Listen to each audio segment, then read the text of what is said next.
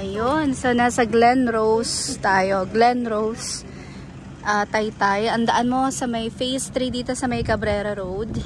So we have 370 to 500 plus na square meter. So medyo malalaki na yung cut na available natin dito.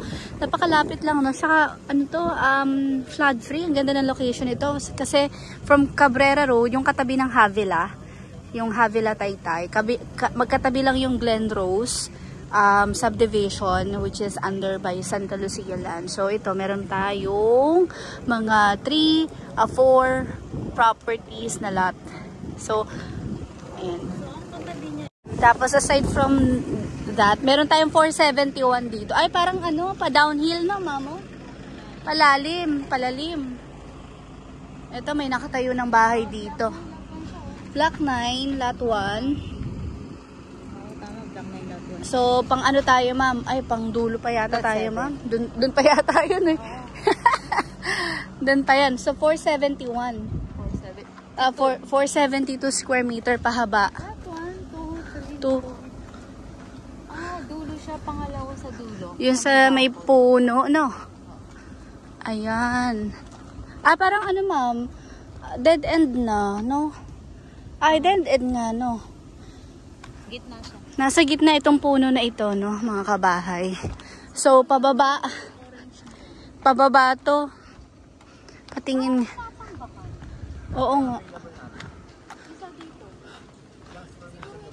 472. Ayan. Tingnan natin kung gaano kalalim. Ayun. Hindi naman pala ganun kalalim, ma'am. Tama lang, parang pa-flat pa rin to. Tingnan yung mga kabahay.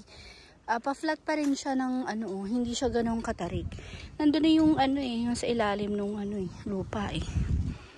Ayan, so 472 square meter. Ayan, so meron naman tayo dito sa Glen Rose, Taytay, na 170 at saka 163. Ito yung 170.